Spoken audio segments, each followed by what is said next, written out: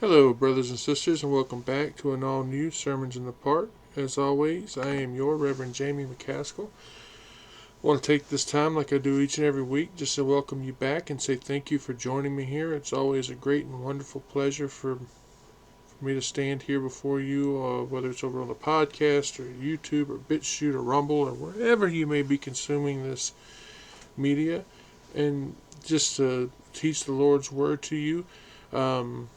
If you're new, I want to first, before we do anything else, I want to address first off, say welcome to the family. I hope you decide to join us here and start consuming the Word of God here each and every Sunday, or if it's over on the podcast, we have those podcast exclusive episodes where we dig a little bit into subjects, right? We just did a great one on Paul. Welcome back. It's all, like I said, it just means a lot for me to be able to do this. So thank you for joining me. What we do here is we take a book of the Bible, we break it down chapter by chapter, verse by verse, and sometimes even word by word. So I hope you come to enjoy that, and you learn a little bit more about things that you might not have realized before. Maybe cleared up some issues that you might have had. So, before we get started each and every week here, right, we always bow our heads and thank our Heavenly Father for all the great and wonderful gifts He's given to us, the healings that He gives to people daily, the energy, all that. So, bow our heads. Heavenly Father, we come to You like we do each and every week. And I hope, Father, that, through the people viewing me here, they've come to have an even deeper prayer life, where they thank You in the morning for waking up, and they thank You at night before they go to bed for the day that they've had. I hope, Father, they thank You for all the things that they've done. The breath that they took when they woke up, the energy they had to get up and go about their day, going shopping or working or whatever that might have been, playing with their kids or grandkids or even their pets. We thank You for those as well, Father, for the children that we have, for the wives and family that we have, mothers and fathers, because everything that I just mentioned is a gift from You. The energy to go do a job, the food to help us replenish that energy, the water to help us replenish our bodies, the electrolytes that we consume in our food. All of that is in there because You put it there so that it could give us what we need. And we thank You. We thank You in the name of Your Son, Jesus Christ. Amen. So, like I said, we do a book by book, chapter by chapter, verse by verse breakdown, right? And this week we're up to chapter 25. So if this is your first and you would like to get caught up, I invite you now to pause the video or podcast where you are now. Go back, find chapter 1, or actually, even before chapter 1, I did an introduction, right? Where we talked about what the book of Genesis is. So go back to that, read and listen, and get caught up, and come back here where we are. Because here in chapter 25, we're going to be reading about Abraham marrying this woman. Or, as verse 6 calls her, when we get there, you'll see a concubine. And they call her the same thing. If you were to go look with me, let's go ahead and take a look at that. In 1 Chronicles chapter 1, verse 32, they call her the same thing. Take a look.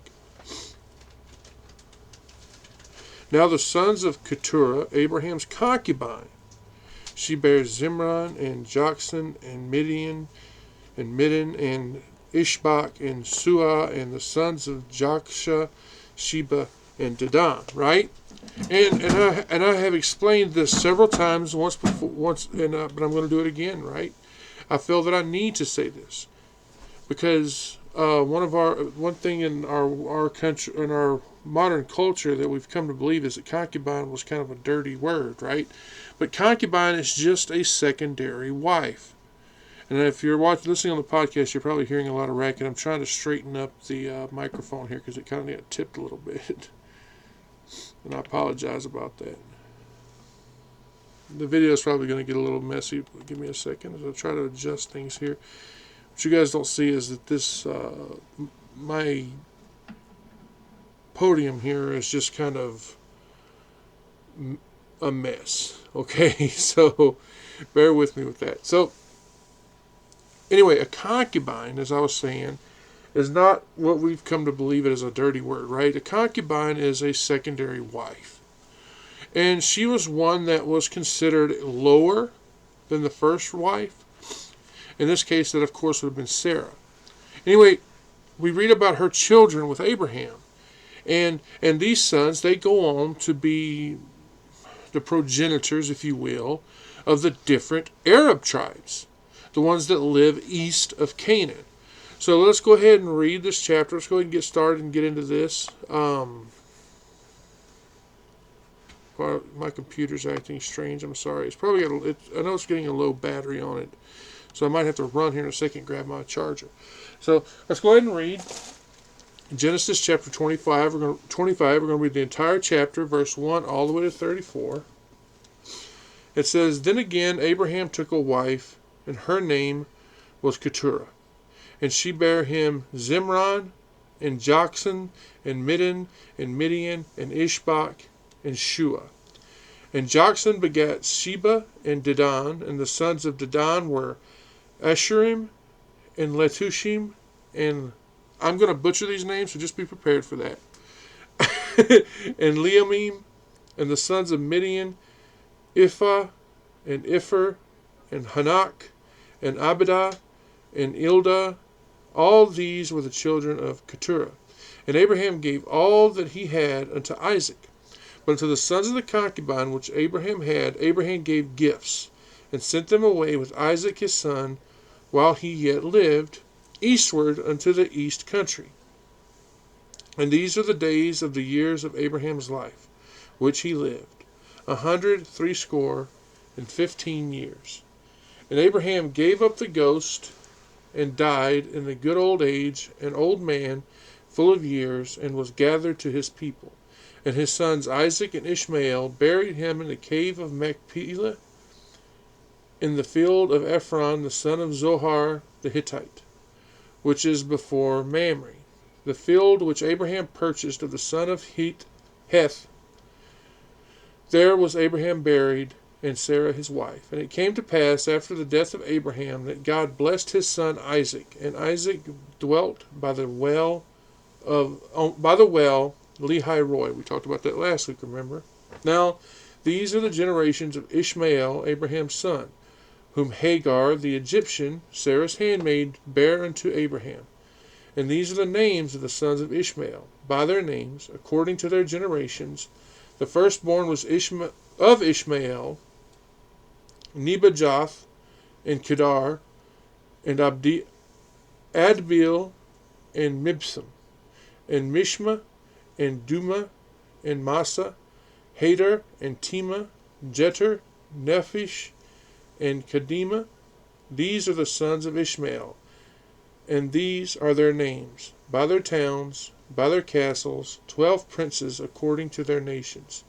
And these are the years of the life of Ishmael, 137 years, and he gave up the ghost and died, and was gathered unto his people. And they dwelt from Havilah unto Shur, that is before Egypt, and thus goeth towards Assyria, and he died in the presence of all his brethren.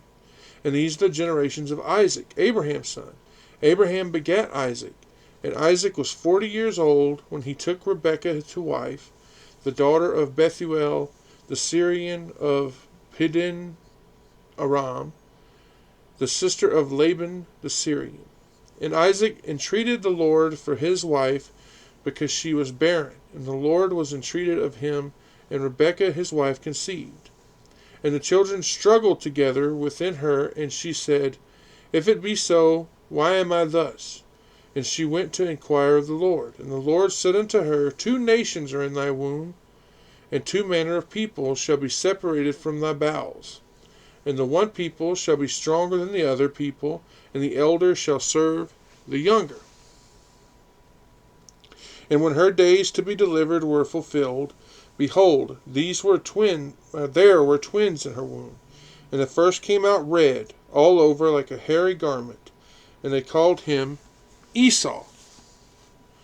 And after that came his brother out, and his hand took hold of Esau's heel, and his name was called Jacob. And Isaac was 80 old when he bare them. And the boys grew, and Esau was cunning hunter, a man of the field, and Jacob was a plain man dwelling in tents. And Isaac loved Esau, because he did eat of his venison, but Rebekah loved Jacob. And Jacob sought pottage. And Esau came from the field, and he went faint. And Esau said unto Jacob, Feed me, I pray thee, with that same red porridge, for I am faint. Therefore was his name called Edom. And Jacob said, Sell me this day thy birthright. And Esau said, Behold, I am at the point of die. And what profit shall this birthright do to me? And Jacob said, Swear to me this day. And he sware unto him. And he sold his birthright unto Jacob. Then Jacob gave Esau bread and pottage of lentils. And he did eat and drink, and rose up, and went his way. Thus Esau despised his birthright. So what we do here, guys, like I said, if this is your first time, we reread we read the whole chapter, right, like we just did. Then we go back, we find that first verse that we read, we break that down, we reread it here, like we're about to do, and we break it down. So let's read first verse 1. What does it tell us? Then again Abraham took a wife, and her name was Keturah. Right there at the beginning, it starts off with, Abraham took a wife. Instead of it saying that he had taken, right? Because, like we discussed, she's often called his concubine, which, like I said, means that she was his secondary wife. Now, when you look at the fact that she bare him 6 sons, it's not very probable that he married her after Sarah's death. Not to mention that he also sent them all out to seek their own independence while he was still alive. So I personally think, as I discovered a lot of other Bible scholars do as well, that this is out of the chronological order here. And it's here just as a way to form a proper winding up of Abraham's story. Does that make sense? It's just there to kind of tell us more detail before he dies. Now, as far as Keturah, the fact that she was a concubine suggests that she was alive when Sarah was living. She was actually around at that time. Many of the names that are listed here already, been identified with Arab tribes, fulfilling God's promise to Abraham that, he would be the father of many nations. And her name, Keturah actually means incense. If you ask me, I can't believe that a man who's over 100 years old would even want to be married at that time. I'm just saying, okay? So let's look at verse 2 now, and we're going to reread that one and continue on. So verse 2. And she bare him Zimran and Jokshan and Medan and Midian and Ishbak and Shua. And she bare him Zimran. The fact that Keturah bare him a child tells us that she was most likely a younger woman. This isn't strange, is it? Right? But Abraham, how can you account for the fact that his body had been dead for 40 years before this? The only thing that I can attribute to this is, fresh vigor that his body was endowed with at, when Isaac was born. And it still continues to fulfill the promise to multiply his seed. The verse then goes on to say, Jokshan, Midian, and Ishbak, and Shua. Now, a lot of people think this, Jokshan is actually Chron, the man that the Arabs call the father of their nation. But you see, Chron seems to be another, me and a lot of other scholars, I read that they think that he is Joktan, who was the son of Eber, that we read about back in Genesis chapter 10, verse 25. I still cannot get over the fact that Abraham was over 100 years old, right? And he has 6 children. Anyway, then we have Zimron. Now, his name means antelope, right? We see Joktan, who is the father of Sheba and Dedan. It was they're the ones who started the Sabaeans and the Dedanites, who are Arabs. And then we see Midian, whose name means strife or contention. I'm sure you know them, the Midianites. They were most likely his descendants. Then there's, Ishbak, whose name means abandon or set free. He was the father of some of the northern Arab tribes. Okay, like I warned you guys, I've got to go grab my battery charger for my computer. So give me just a second.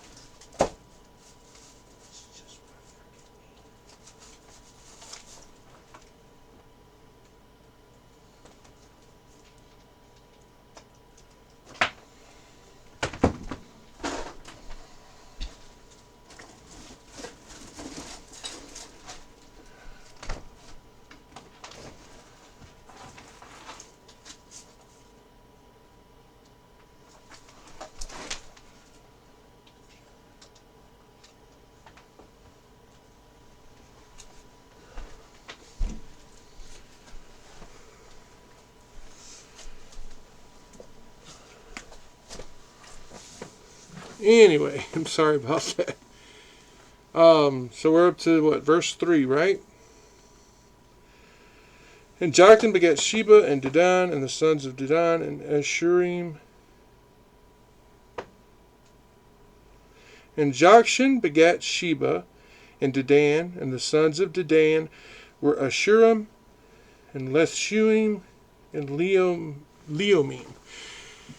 It says, I'm sorry about that, guys. I've had a lot going on today, and I had to plug my computer in. And you probably heard a lot of noise. I had to get behind my couch, unplug my computer cable, bring it out, and run it all the way over here. So Anyway, it starts off with, and Jokshan begat Sheba and Dedan. Now, we have the Bible scholar Samuel Bachart.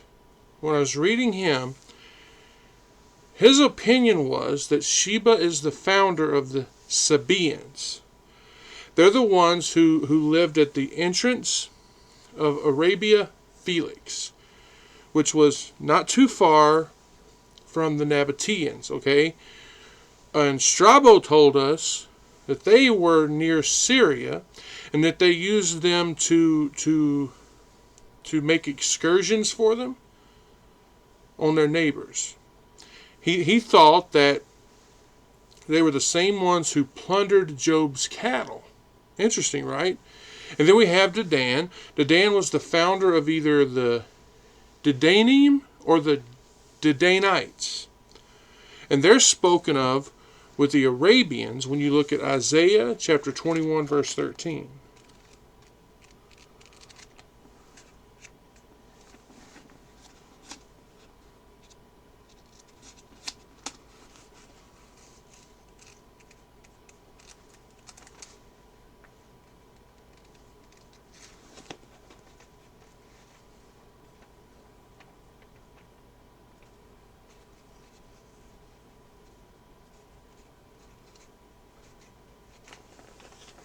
Isaiah chapter 21, verse 13, which says,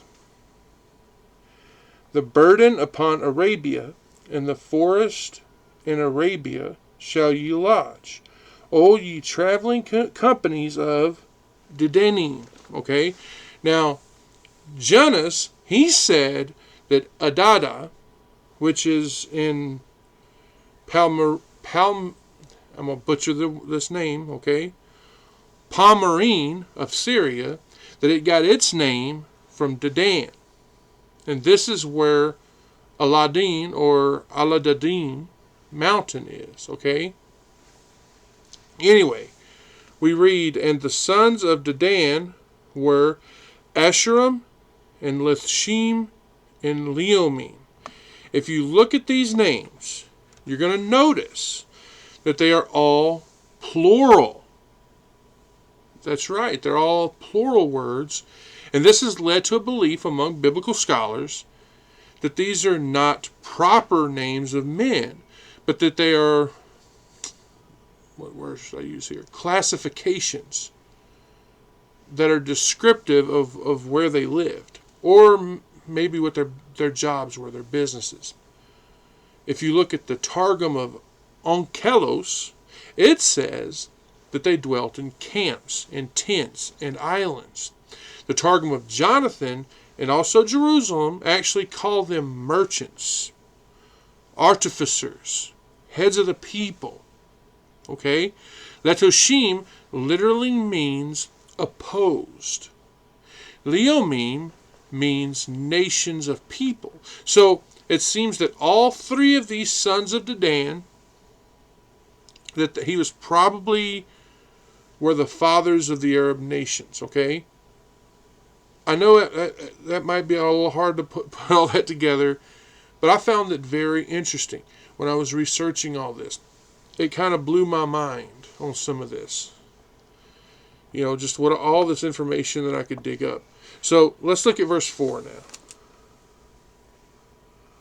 And the sons of Midian, Ephah, and Epher, and Hanak, and Abidah, and Eldah, all these were the children of Keturah. Look at those names again. We have Ephah, which means gloom. Cool, huh?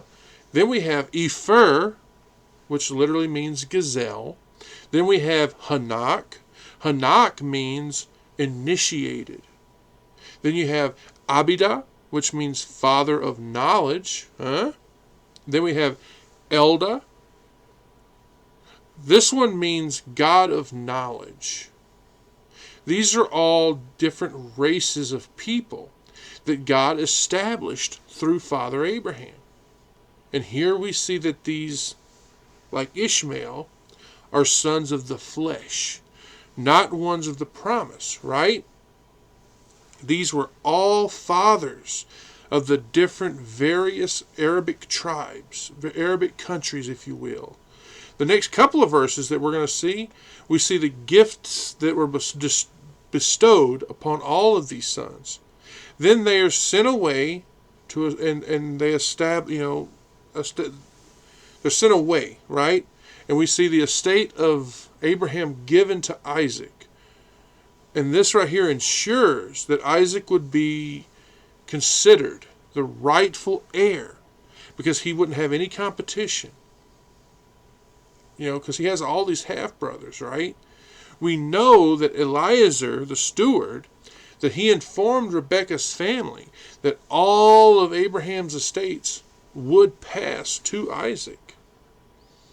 So let's read on. Let's look at verse 5 now. And Abraham gave all that he had unto Isaac.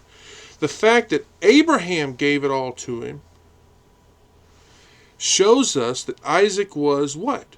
The principal heir. And this, of course, reminds us of what we read back in Genesis chapter 21, verse 10. Cast out the bondswoman and her son, because the son of the bondswoman shall not be heir with the son, even with Isaac. Remember that? Now, take a look at Genesis chapter 17. We're going to look at verse 18.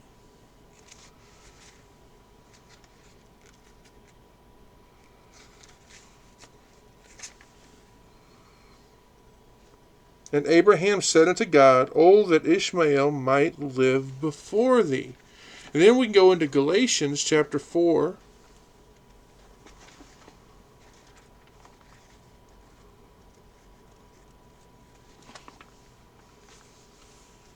What do we read there? We're going to look at verses 28 to 31. Now we, brethren, as Isaac was, are the children of promise.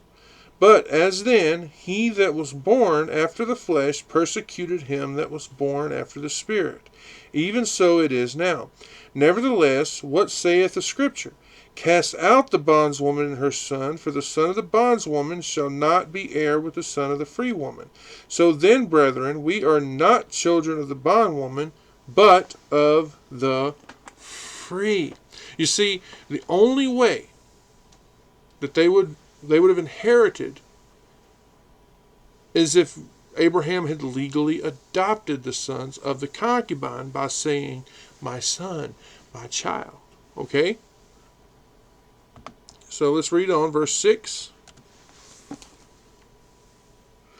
But unto the sons of the concubine which Abraham had, Abraham gave gifts, and sent them away from Isaac his son, while he yet lived, eastward unto the east country. What we read there was, but unto the sons of the concubine which Abraham had. These concubines would, of course, have been Hagar and Keturah. Even though they were called his wives in Genesis chapter 16, verse 3, you see, they were still concubines. Keturah, we read about her. Let me set this down right here on this table and pull out my digital Bible. 1 Chronicles chapter 1, verse 32. We read there, right? Now the son of Keturah, Abraham's concubine, she bears Zimran and Jokshan and Midian and Ishbak and Shua and the sons of Jokshan, Sheba and Dedan. They were what we call concubine wives. They were, this is going to sound rough, but they were only like half a wife or a secondary wife. If you look at the Jewish writers, you'll see that they say that they were espoused, but not by writing, like a wife was. No, they were under the lawful wife. When there was one, they were kind of like a head servant. Their children, they don't inherit. The sons of the concubine of Abraham here were Ishmael by Hagar, right? And then the six that we read about was Keturah. We read that Abraham did give them gifts, though. And this would have been things like money and gold and silver, all the things that he had a lot of. Now, the Targum of Jonathan calls them substance or movable goods. But if you read this when you read this, we see that even though he sent Ishmael away without anything, we see here that he remembers him. He gives him a portion with the rest of the children. And then we see, and sent them away from Isaac his son. He did this to stop them from causing any kind of problems. Okay? And it would also stop them from any kind of fighting, right? Over the fact of who inherits this and who inherits the land of Canaan. You know, this was given to him and his seed, right? Then it says, while he yet lived. Well, how would he separate them once he died? Okay? While he was alive, he has authority over them. And we see that he sent them eastward, meaning into the eastern part of the country. That would be where? Arabia. And also other parts near there. This tells us that they went east. You know, Abraham was here, so he sent them east of where he was. And this is how, you know, they became known as children of the East, which was also mentioned along with the Midianites, who sprung from Keturah. Check it out, Judges chapter 6, verse 3.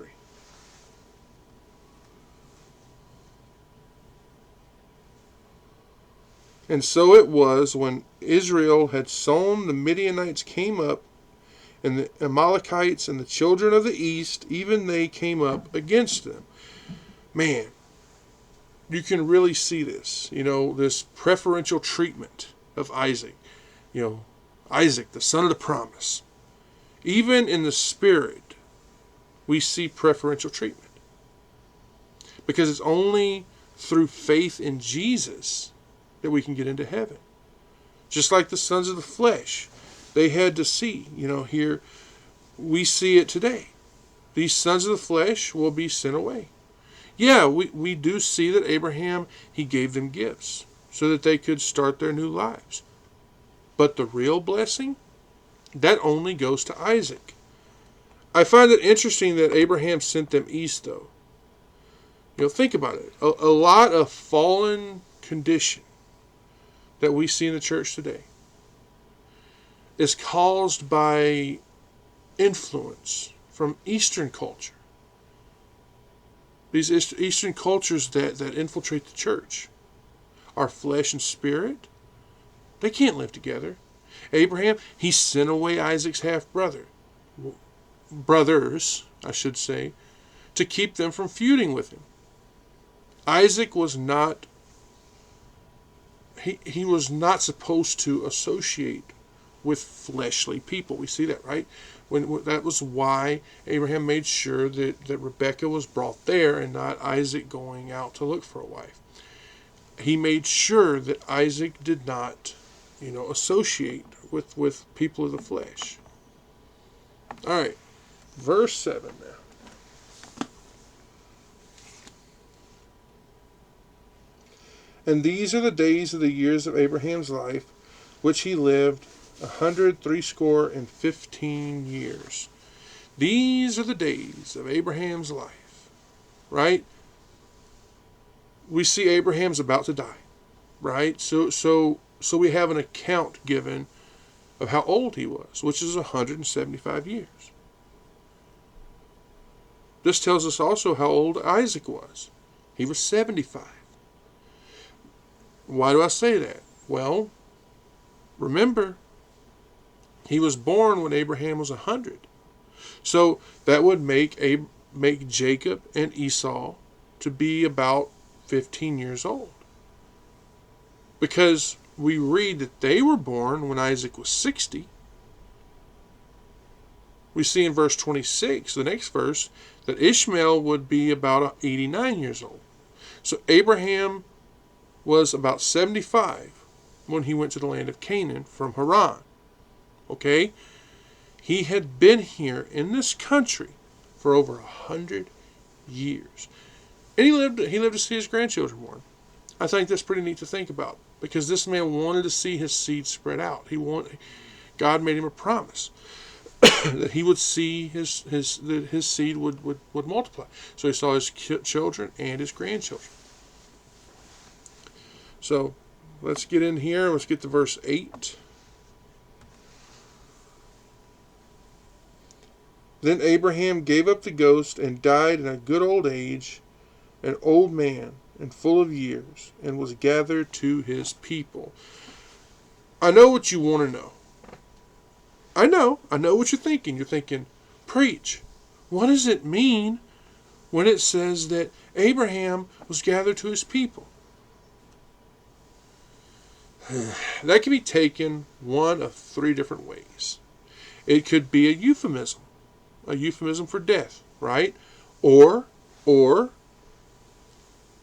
it could be a reference to a multiple burial. Or it could be, as the majority of the biblical scholars believe, a reference to his immortality. A witness to life after death.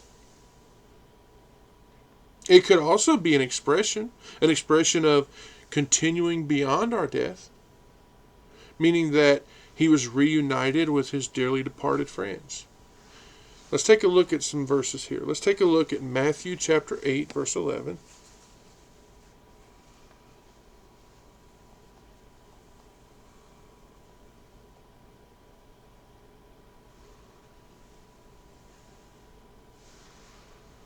Jesus says, "And I say unto you, that many shall come from the east and west, and shall sit down with Abraham and Isaac and Jacob in the kingdom of heaven." Right? So let's take a look at Luke. We're going to look at chapter 16, verses 22 and 23. Jesus says, "And it came to pass that the beggar died, and was carried by the angels into Abraham's bosom. The rich man also died and was buried. And in hell he lifted up his eyes, being in torments, and seeth Abraham afar off, and Lazarus in his bosom." Notice that it says, or I should say, notice what it says as we move on. We read that his sons buried him, right? This shows us that his funeral actually brought all of his children together. Two of those sons had remained estranged from each other. We know that he was buried in the place which he purchased at Hebron, right? So let's go ahead and keep reading verse 9. "And his sons Isaac and Ishmael buried him in the cave of Machpelah in the field of Ephron, the son of Zohar the Hittite, which is before Mamre." And his son Isaac and Ishmael buried him in the cave of Machpelah. Notice the order of the names here. Isaac is mentioned first, even though he's the younger brother. But you see, he was born of the what? The lawful wife of Abraham, the free woman. Ishmael was born of a concubine, or a bondswoman if you prefer. Isaac was the heir, not only to Abraham's temporal estate, but also the promise that was made concerning the Messiah and Ishmael. No matter what Muslims tell you, Ishmael was not. Okay? That makes Isaac, on all accounts, the better man. So it seems that even though these two brothers were quarreling, and Ishmael persecuted Isaac, right? They made up. They reconciled. They agreed to show respect to their father. This shows us that even though Ishmael had been expelled from Abraham, he was not far from him. And they must have had correspondence with each other. It also shows us that he was not forgotten at all. It's clear here back in verse 6, like I said, that he retained affection for him. The verse says, "In the field of Ephron, the son of Zohar the Hittite, which is before Mamre." If we go back to Genesis chapter 23, and we look at verse 8.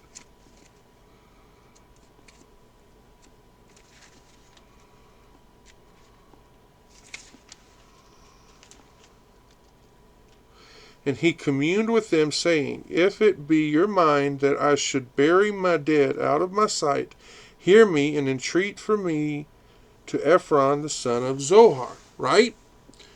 This shows us that the tradition of the Mohammedans, that Abraham's sepulcher is in Mecca, because the Muslims say it is. It's not true. But yet they show it off. They say that it stands about 12 paces from the temple, enclosed in iron rails. Anyway, we see right here that that's not true. Abraham lived to be 175 years old. We know that this was because God had extended his life, because of his great faith. Now at that time, don't forget, people only lived to be 120 years old. I found it very interesting when I was researching that we see Isaac and Ishmael bury their father together. They do it together. Don't forget that we read about how Ishmael would dwell near Isaac. All those other half-brothers had been sent away. They buried him in the same cave that his beloved Sarah was buried in. Isn't that beautiful? The cave that he bought for burial. Him and Sarah are buried side by side. I think that's just beautiful to think about. All right, let's look at verse 10 now.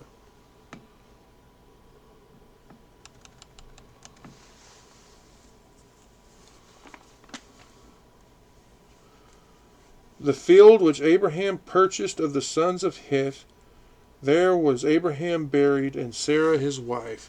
We see mention of that field, right? The field which Abraham purchased of the sons of Heth. It's interesting that it says sons. This is, of course, that field that we read about back in chapter 23, where we saw him buy it from the sons. The rest were just witnesses, right? It was only one son he bought it from. The verse says, there was Abraham buried, and Sarah his wife. Now, as we know, Sarah was buried here about 38 years before Abraham died. This is, of course, why his sons would bury him there. Think about it. If Abraham really did die in Beersheba, like we saw, Hebron was a good 16 miles away. His sons carried him there and put him to rest. All right, verse 11. It came to pass after the death of Abraham that God blessed his son Isaac, and Isaac dwelt by the well of Lahai-roi. It starts off with, and it came to pass after the death of Abraham that God blessed his son Isaac, meaning that he blessed him even more, if you honestly look at it. He gave him more spiritual blessings, more temporal blessings. Even though Abraham died, God was still thinking of that covenant that he made with him. The verse goes on to say, and Isaac dwelt by the well Lahai-roi.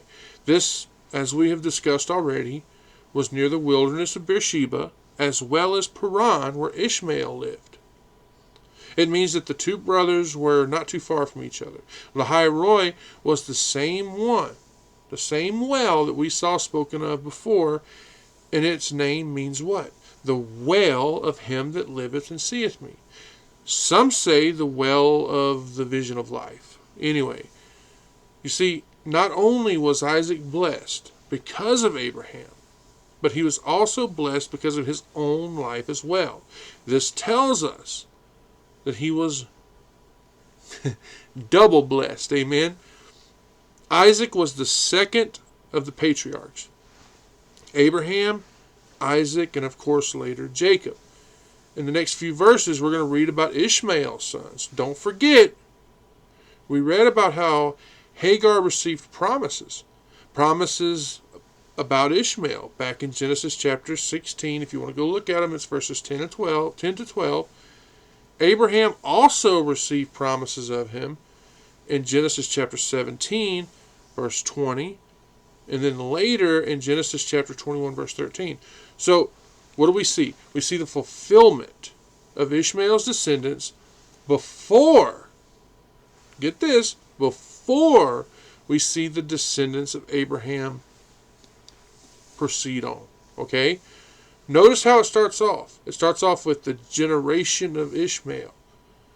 When we read of the death of Abraham, we see the focus shift. It shifts to Isaac. And it confirms God's promise of 12 princes to Ishmael. We see that in Genesis chapter 17, verses 20 and 21.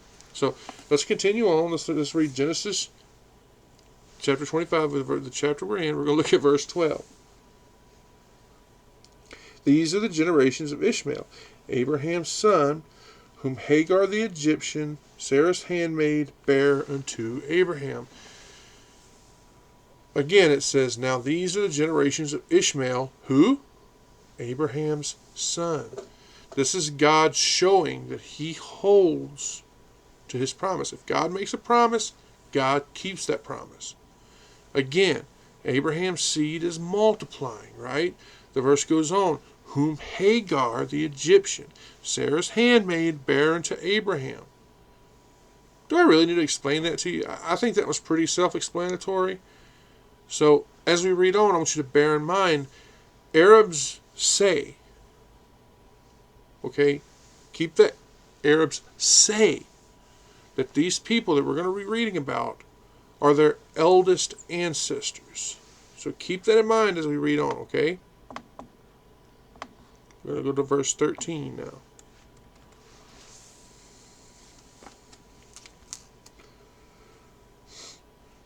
These are the names of the sons of Ishmael, by their names, according to their generations. The firstborn of Ishmael, Nebajoth, and Kedar, and Adbeel, and Mibsam.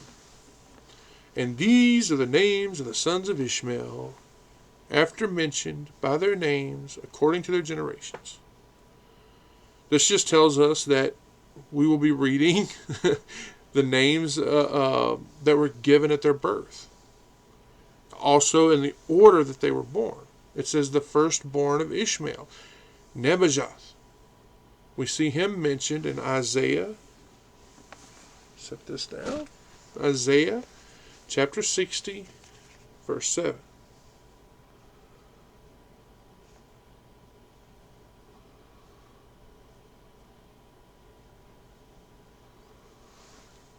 All the flocks of Kedar shall be gathered together unto thee. The rams of Nebaioth shall minister unto thee. They shall come up with acceptance of mine altar, and I will glorify the house of glory. Nebajoth, right? And it was from him, okay, that the people are called Nabateans. Their country, Nabatea, sprang from that. And according to Josephus, all the country from Euphrates to the Red Sea is called Nabatean country. So we know that his posterity inhabited part of the Arabian desert and also of Arabia Petrea, all the way to the entrance of the Arabia Felix. The verse says, and Kedar is the second of Ishmael. We see his posterity in Arabia mentioned in Isaiah as well. Isaiah chapter 21, verse 13.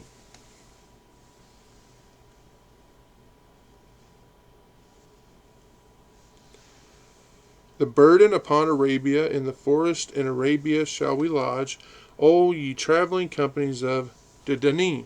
Okay? These are so well known by the Arabians, okay, that the Arabic language is most frequently, in Jewish writings anyway, called the language of Kedar. Did you know that? I didn't until I was researching. Anyway, these are the people that Pliny actually calls the Sidria, or Sidri. Anyway, he mentions them along with the Nabateans. Now, as near unto them, anyway, and indeed, they dwelt in the same country, Arabia Petrea. And they also dwelt in tents, living by pastures. So they're sometimes called Sinites.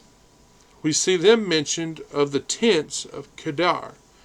These are the Sinite Arabs. They're ones that we see called Saracens, right? I'm sure you've heard that one. But by Amos Marcellinus? I can't pronounce that name. Anyway, the verse goes on. And Abdeel and Mibsam. This is all we know about them. We don't see anything else mentioned. There's also no trace of the names either, except maybe Agubini. That was by Ptolemy near Arabia Felix. So let's move on. We're going to go on to verse 14 now.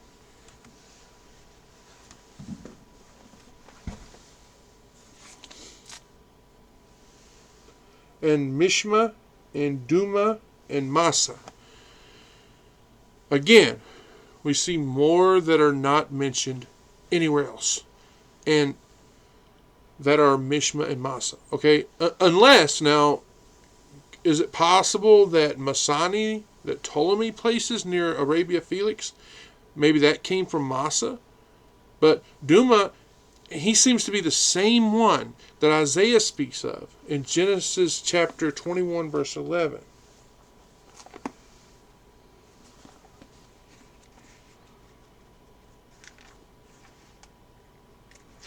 I think I meant Isaiah. Isaiah 21:11. Sorry. The burden of Duma, he calleth to me out of Seir, watchman, what of the night? Watchman, what of the night? He places him in the Arabian desert, where some of Ishmael's posterity settled. There is a place called Dumaeth by Ptolemy. This was perhaps named because of this. So now in the Targum, we see that these three names are translated to hearing, silence, and patience. And the Jews use them as a proverb.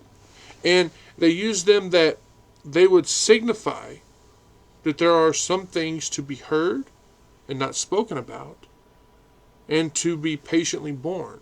Now, if Ishmael had in view of to teach such lessons by the names that he gave his children, he seems to be better man than we ever thought possible. So let's move on to verse 15.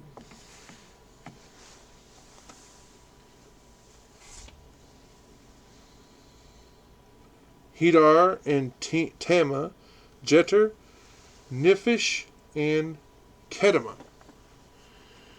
Whew! More names. We see Hedar and Tema. For Hedar, we get the city Adra in Arabia Petrea. And from Tema, we get the city Thema in the Arabian desert. Both of them are mentioned by Ptolemy. Also, we have the possibility of the city Adari and the Athratai in Arabia.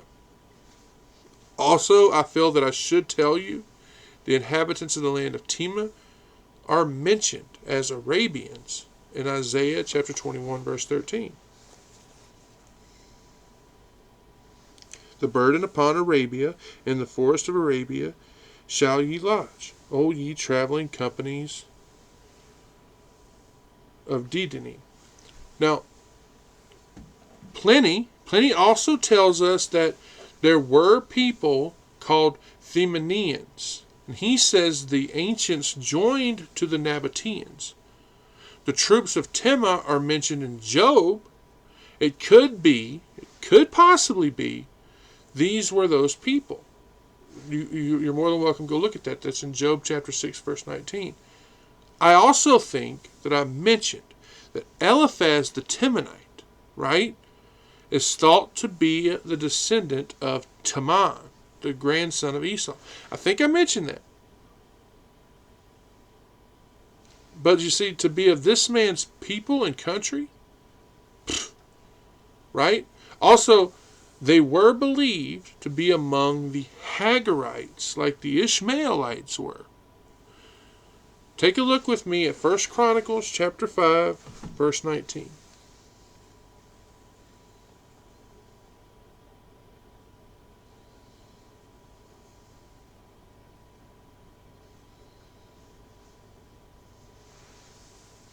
And they made war with the Hagarites, with Jeter, and Nephish, and Nodab. Okay? Then we see Jeter. It was from him that the Aturians came. Pliny placed them in a place called Coel Assyria. Strabo says that their country, Aturia, was in Arabia. Virgil, he said that they were famous for their bows. And what did I tell you about Ishmael? He was known for his archery, wasn't he? They still are today. So, Jeter, Nephish, and Kedemah. Again, we have a group that were there, and we have a group, right, where there is absolutely no trace of them. So, unless Kedemah is the one who founds the ones known as the men of the East, or the men of the Kedem, okay, they're mentioned in Jeremiah chapter 49, verse 28. We'll take a look at that real quick.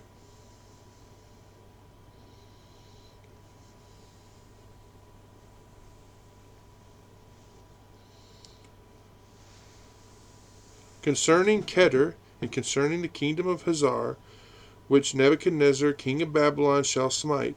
Thus said the Lord, Arise ye, go up to Kedar, and spoil the men of the east. Okay? Is it possible? Yes. Also, it's also possible that the people named the Nubians by Lebanon are from Nephish, right? So we're kind of at a loss with these. So we're just going to move on. We're going to go to chapter 16. But you see, guys, this is important. This is why when you're reading your Bible, you should not overlook these things. These generations of these, and so begat so-and-so begat so-and-so. This will help you to kind of place places and things, okay? So let's go on to verse 16 now. These are the sons of Ishmael, and these are their names, by their towns, by their castles, 12 princes according to their nations. By their towns, by their castles, as well as serving as a testimony of the promise of God from back in chapter 17, we see information like the genealogy. We see it helped Israel to understand the origins of their neighbors, like I just said.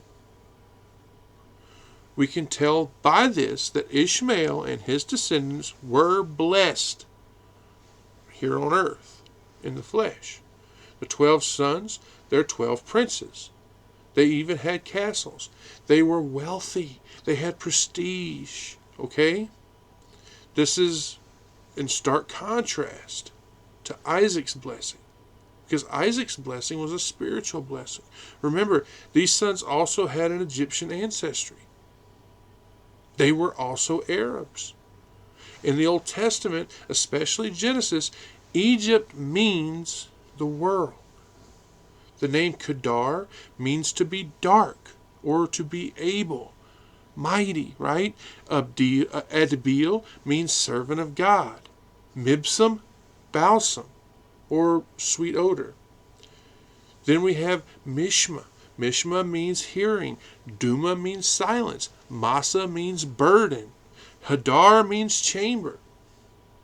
As I've been saying, some of the sons that we find nothing on, they seem to just drop out of biblical history. Verse 17.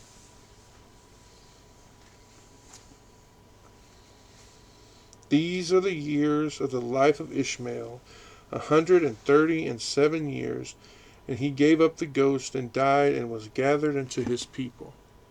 These are the years of the life of Ishmael, 137 years old. So Ishmael lived to be 137 years old.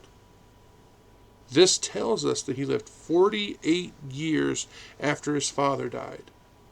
Even though he did not live to be as old as Abraham, he still had a long life, didn't he? He died at a considerable age. The verse then says, and he gave up the ghost and died and was, what's that?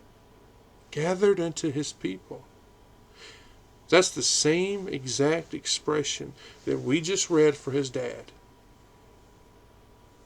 This has led a lot of biblical scholars to believe that he was a penitent man, that Ishmael died a good man, because it says that he was gathered to the same people. But there's a problem with that. We see that same phrase used of both good men as well as bad men. So, let's not even dwell on that. Let's go to verse 18.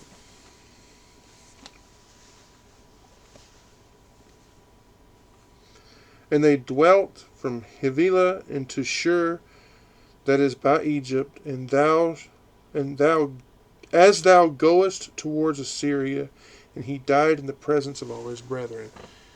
They dwelt in Havilah unto Shur. That is, of course, just talking about the descendants of Ishmael. You see, their country reached from one place to the other. This tells us that it's not from India to Chaluzah, like the Targum of Jonathan in Jerusalem tells us, but actually the extent is that very vast desert of Arabia, which to the east was called the wilderness of Havilah. To the west, it's called the wilderness of Shur. So they inhabited it from the east all the way to the west. It says that is before Egypt, as thou goest to Assyria. The last place was over against Egypt, right? And bordered on the part where the way to the land of Assyria was. The verse then says, and he died in the presence of his brethren. They were with him when he died. That's all it says. Either that or he was at peace with them. Possible, right? Like I said, these were Arabs. Arabs living in all of Arab countries that surrounded Israel. In the next few verses, we'll be reading the genealogy of Isaac. So, let's get ready for that. Verse 19 says, these are the generations of Isaac, Abraham's son. Abraham begat Isaac. These are the generations of Isaac, Abraham's son. Remember, this is Moses giving us genealogy. He had just given us the genealogy of Ishmael and his descendants, and now he returns to Isaac, the other son of Abraham, the one whose history they were most concerned about. This verse, of course, tells us that Abraham begat Isaac, further confirming that he was the proper, legitimate son. Verse 20 goes on to tell us, and Isaac was 40 years old when he took Rebekah to wife, the daughter of Bethuel, the Syrian of Padan Aram, the sister of Laban and the Syrian. Now, we see that Rebekah came from Padan Aram. That means the plain of Aram. It's in the upper Mesopotamia, near Haran, to the northeast of Canaan. The verse says, the Syrian of Padan Aram, the sister to Laban the Syrian. Now, the word Syrian is better translated to Armenia. I want to make it clear. It does not refer to the Syria that Damascus was the capital of. It was called Mesopotamia in the last chapter. It lay north and east of Palestine. Its chief city was Haran.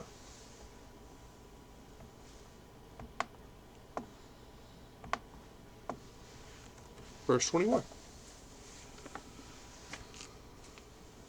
And Isaac entreated the Lord for his wife because she was barren, and the Lord was entreated of him, and Rebekah his wife conceived.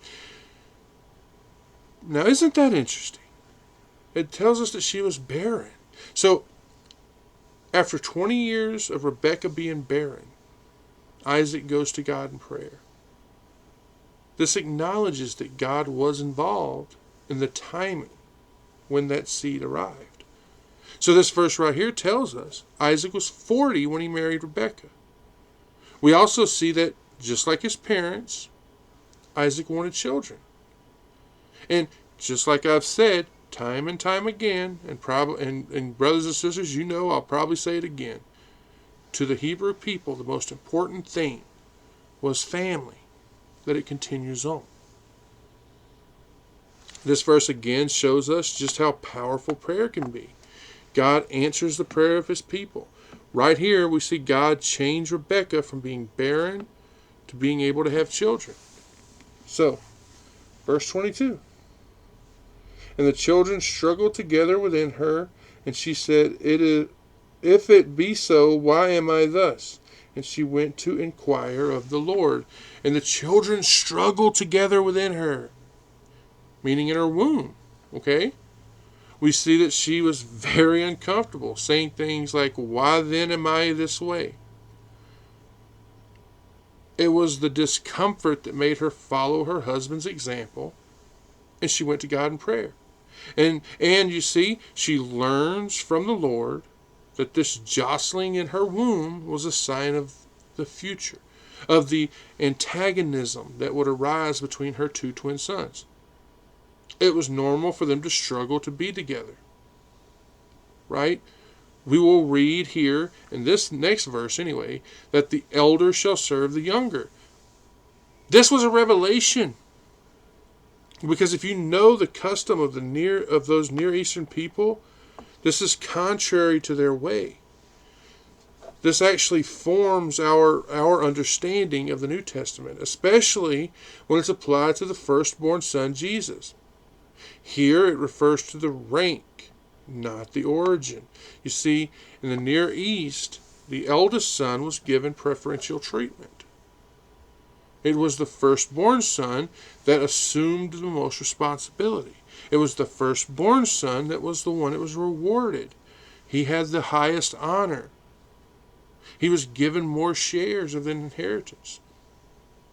Whereas the younger son, he would receive a single one. Now, sure, there were times when the eldest son would fall out with the family and the younger son would replace him.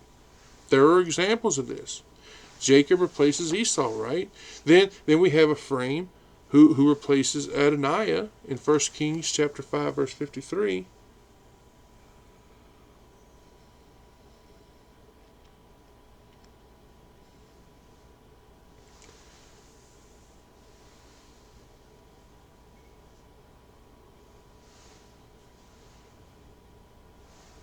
Do I have the wrong one down? I think I do. Let's try 2 Kings. Sorry.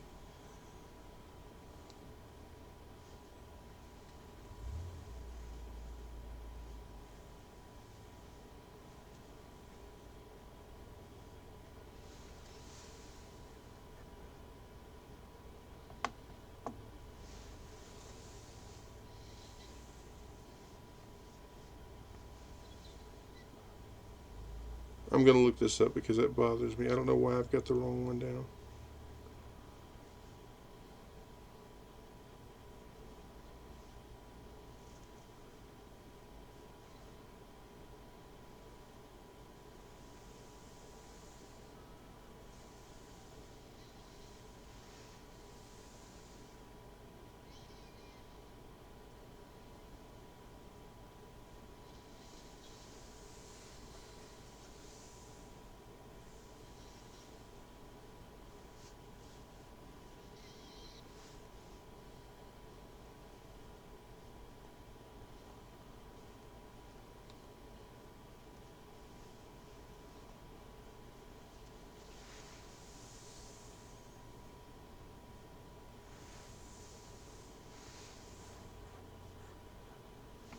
Anyway, we know that it happens, right? Ephraim, he replaces Adoniah. So, in a way, this makes the younger son the firstborn, right? It means that he attains a new rank. And here in this scene, it's applied that the nation of Israel, take a look here at Exodus chapter 4, verse 22.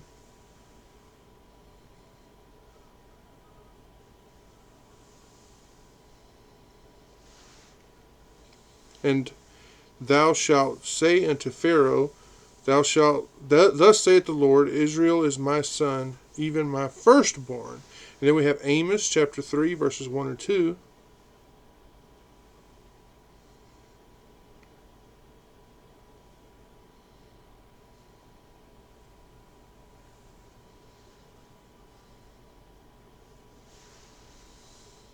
Hear this word that the Lord hath spoken against you, O Israel, O children of Israel, against the whole family which I brought up from the land of Israel, saying, You only have I known of all the families of the earth, therefore I will punish you for all your iniquities. Now, there is a problem here, though, one that is very hard for you and me to understand. And that's the discomfort that she felt. It must have been horrible, because she's able to realize that there is actually a conflict going on inside of her womb. That must have been horrible. So, verse 23 now.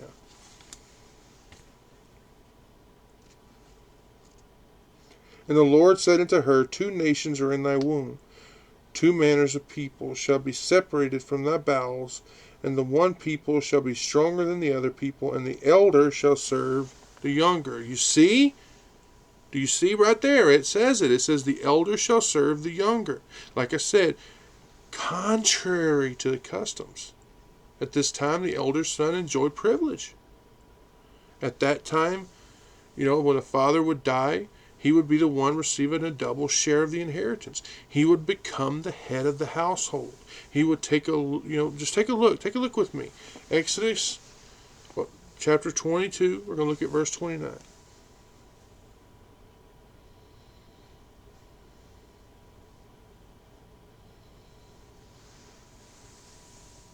Thou shalt not delay to offer the first of thy ripe fruits, and of thy liquors, the firstborn of thy sons, shalt thou give unto me. Okay, Numbers chapter 8.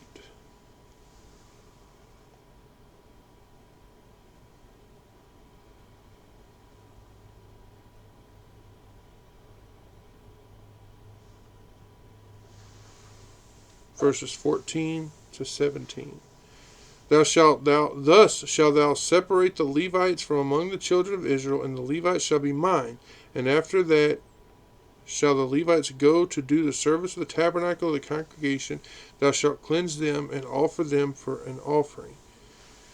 For they are wholly given unto me from among the children of Israel, instead of such as open every womb, even instead of the firstborn of all the children of Israel, have I taken them unto me. For all the firstborn of the children of Israel are mine, both man and beast. On the day that I smote every firstborn in the land of Egypt, I sanctified them for myself. Then you have Deuteronomy chapter 21, verse 17.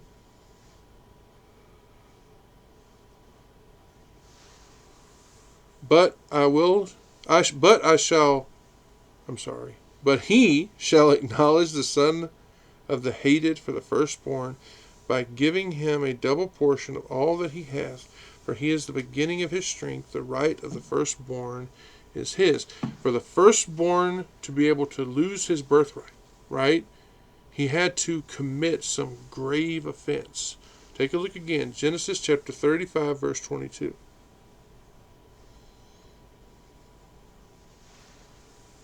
It came to pass, when Israel dwelt in the land, Reuben went and lay with Bilhah his father's concubine, and Israel heard it. Now the sons of Jacob were 12. Okay?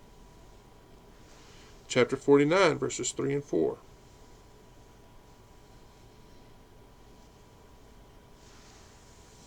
Reuben, thou art my firstborn, my might, and the beginning of my strength, the excellence of dignity, the excellence of power. Unstable as water, thou shalt not excel, because thou wentest up to thy father's bed, then defilest thou it. He went up to my couch. 1 Chronicles 5:1.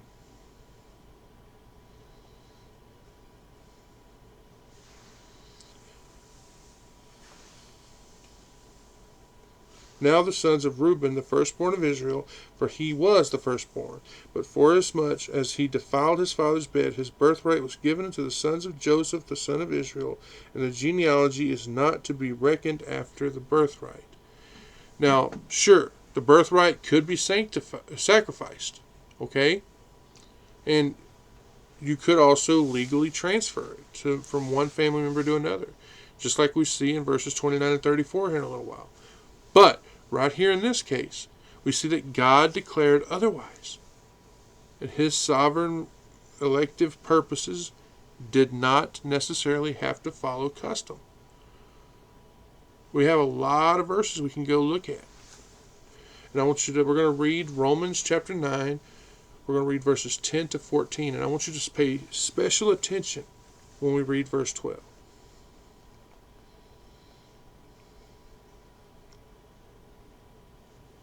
Romans chapter 9, verses 10 to 14. And not only this, but when Rebekah also had conceived by one, even by our father Isaac, for the children being not yet born, neither having done any good or evil, that the purpose of God according to election might stand, not of work, but of him that calleth. Pay close attention. Here's verse 12. It was said unto her, the elder shall serve the younger. As it is written, Jacob have I loved, but Esau have I hated. What shall we say then? Is there unrighteousness with God? God forbid. All right, verse 24.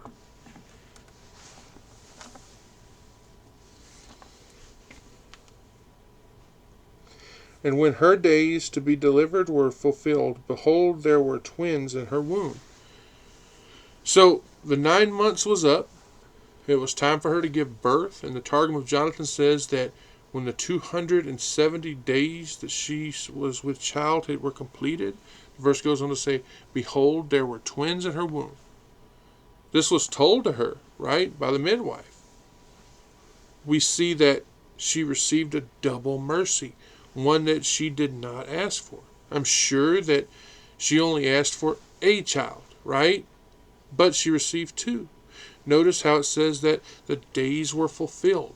We see that Esau and Jacob were born, and that was roughly around 2005 BC. Verse 25 now.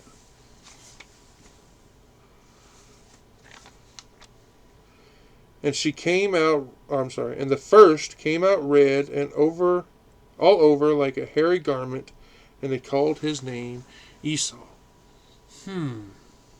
Isn't that interesting? Esau came out red. Red would be the linguistic basis for calling Esau's country Edom. We know that Esau was Jacob's twin brother. We also know that he was the father of the Edomites.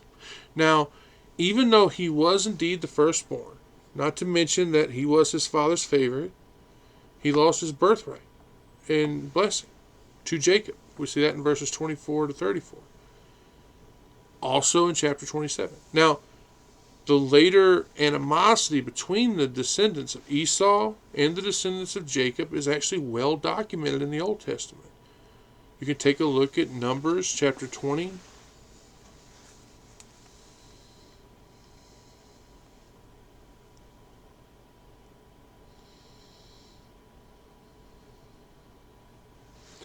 Verses 18 to 21. And Edom said unto him, Thou shalt not pass by me, lest I come out against thee with the sword. The children of Israel said unto him, Well, we will go by the highway, and if I and my cattle drink of thy water, then I will pay for it.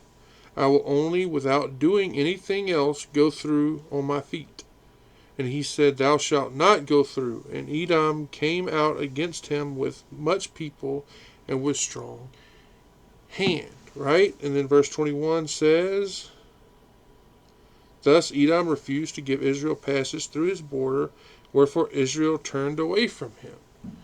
Now, when we get deeper into the scripture, we see Esau used an illustration for the non-elect of God. You can see it especially in Romans chapter 9, verse 13.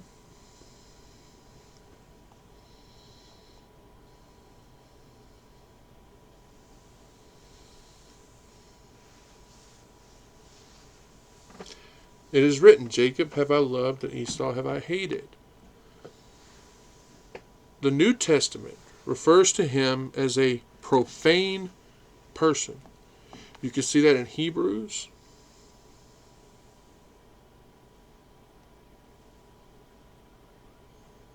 chapter 12, verses 16 and 17. Lest there be any fornicator or profane person as Esau, who for one morsel of meat sold his birthright.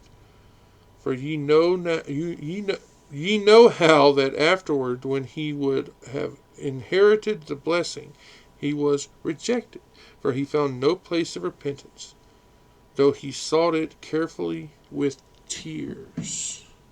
The Old Testament tells us that Esau, the words used are despised his birthright. Here in this chapter, as well as in chapter 27. Okay? So, let's go on to verse 26. And after that came his brother out of his hand, took hold of Esau's heel, and his name was called Jacob. And Isaac was 80 years old when she bare them.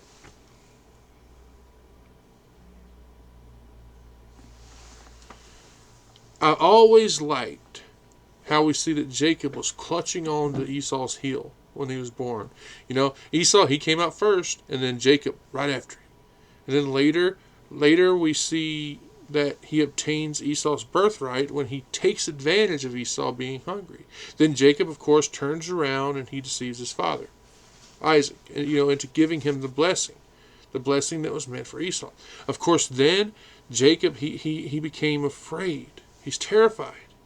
So he flees. He flees to Haran. And it was there that he marries both Leah and Rachel, where, he became the father of the 12 tribes. We then know how he wrestles with an angel of the Lord, and, he gets his name changed to Israel.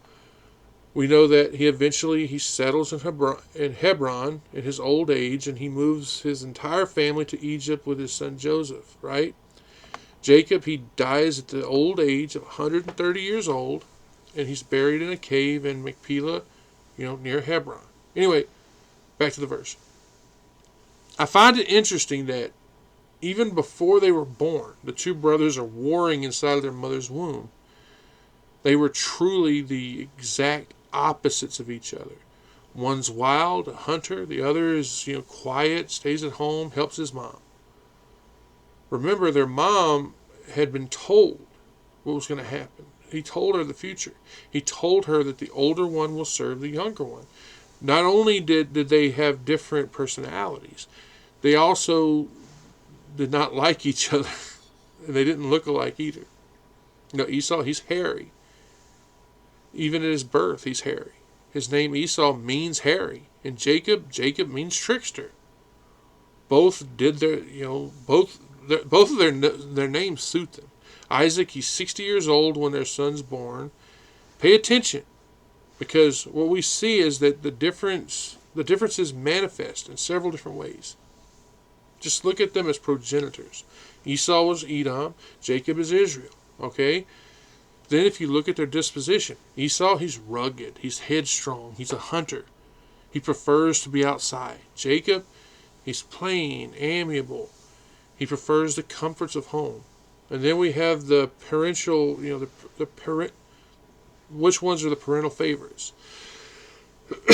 Esau is favored by his father. Jacob, he's favored by his mother. All of this is just a perfect ingredient for heartache. Verse 27.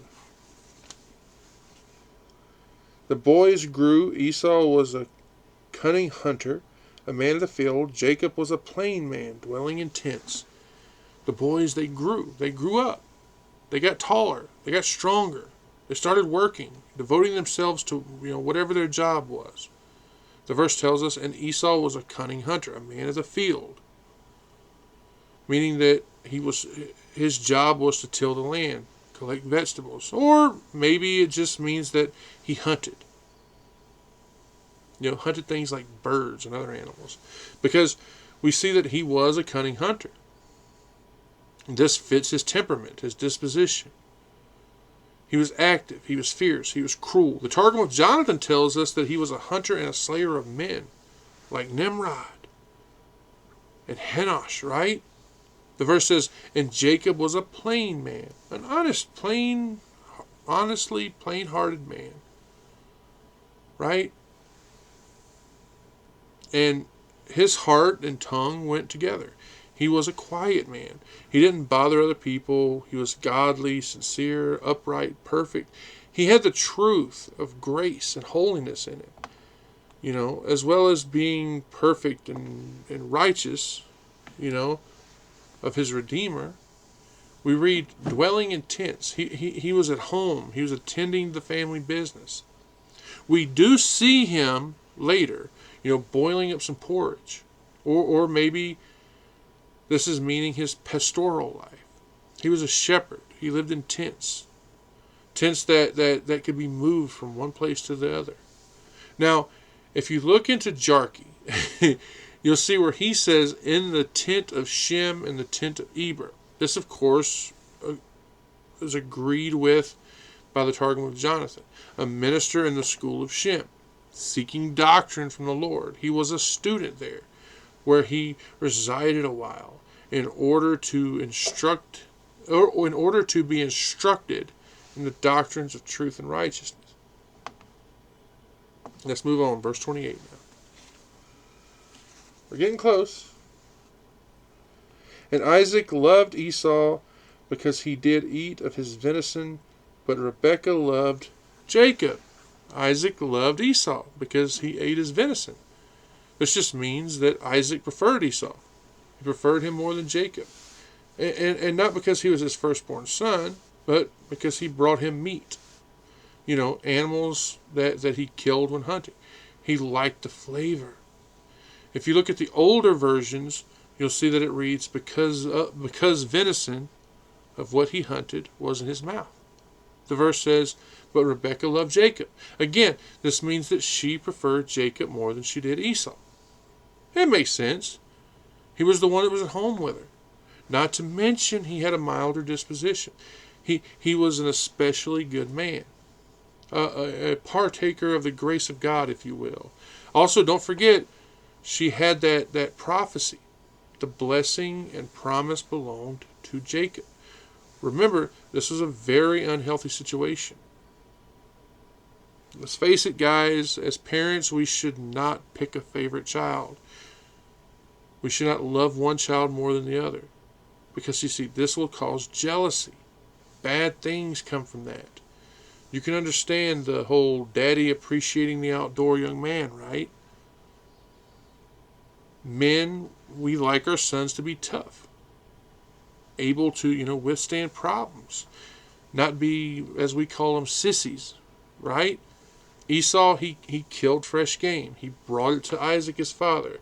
He was a manly man, okay? So, let's go on to verse 29. Jacob sod pottage. Esau came from the field, and he was faint. So, this means that as it says, and Jacob sod pottage, meaning he was boiling some broth.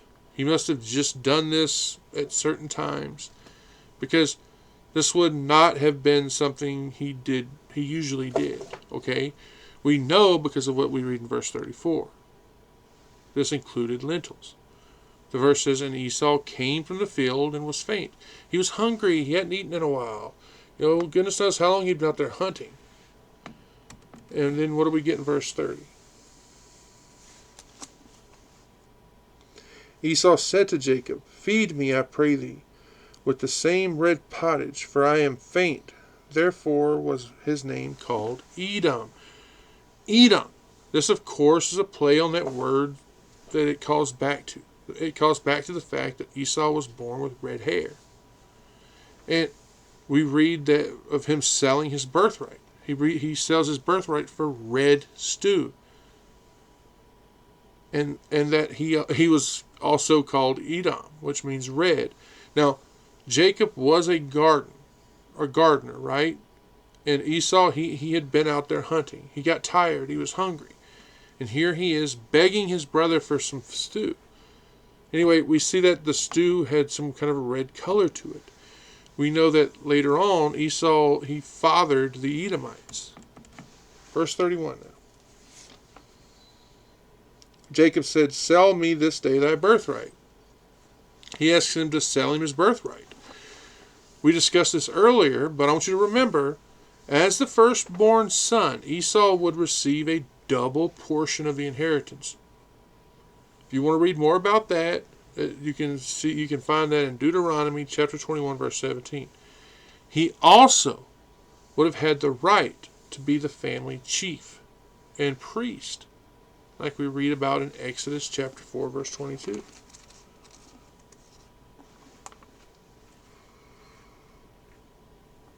And thou shalt say unto Pharaoh, thus saith the Lord, Israel is my son, even my firstborn. Okay? So let's move on. We're going to go on to verse 32 now. It says, And Esau said, Behold, I am at the point to die. What profit shall this birthright do to me? I am at the point to die. You could take this as him saying, I'm going to die. He was going the way of all flesh. He's saying this is because he's frail, right? He's a mortal man. The verse says, and what profit shall the birthright do to me? I mean, right? He's thinking, I'm dying. If I die, what good is it going to do me? If he did die, it would all go to Jacob anyway. Now, as far as the promises of the Messiah in the land of Canaan, that was made to Abraham and his seed. So, all of this seems to be a great distance. If he died, he would not enjoy it. So, he thought, it makes sense. It makes sense for him to just take away, to think about, his current situation. It's better to do that. In his mind, it was better to do that than to trust in a future. When he says that he agrees to part with his birthright, he agrees, hey, take it, man. If I die, it's not going to do me no good anyway. Verse 33. And Jacob said, Swear to me this day, and he sware unto him, and he sold his birthright unto Jacob. So there it is. It says, and he sold his birthright unto Jacob. Esau did not think his responsibilities and the honors that came with them were important.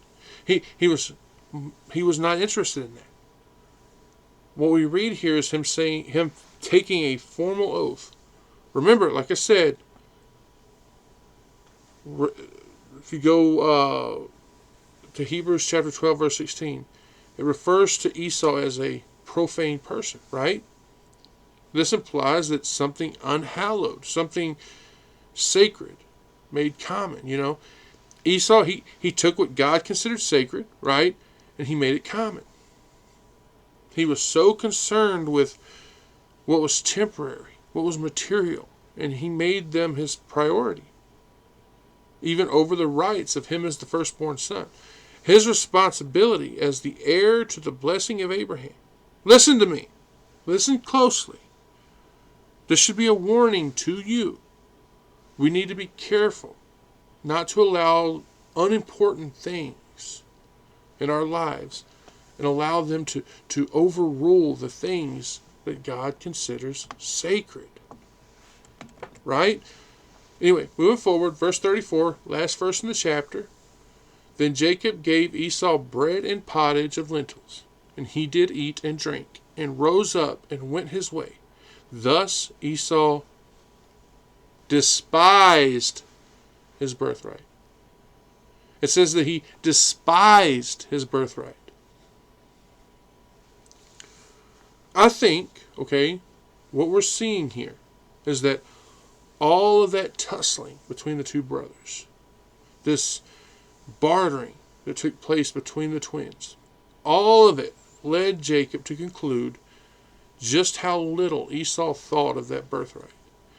Esau became known as irreligious, or if you prefer, a godless person. Just like we read about in Hebrews chapter 12, verse 16. Okay? What happened here did come back to haunt him. It cost Esau eternity. He was so hungry that he gave up his inheritance for a bowl of soup. God, he frowned on this. You see, Esau did not respect the inheritance that he had coming. He didn't respect it at all. And like I said, God didn't like that.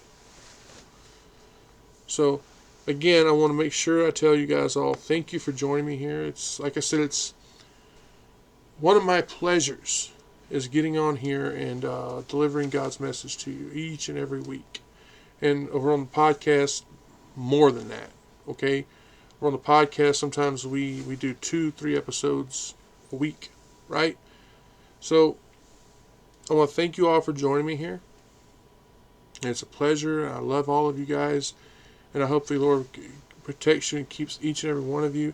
And I hope to see you all here next week for an all-new Sermons in the Park. Thank you so much, and God bless you.